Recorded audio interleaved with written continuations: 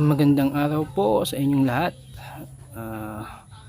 Magandang panahon ngayon dito sa amin at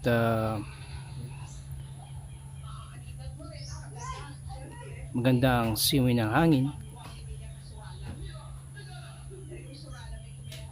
Ito po ay ang mga halaman na pwede po natin gamitin panggamot. Hindi ko lang po alam anong pangalan nito. Sabi po nila ito ay mabisang gamot sa mga nabibinat, nabuntis,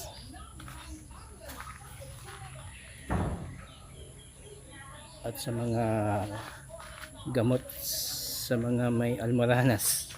Yun ang kanilang sabi.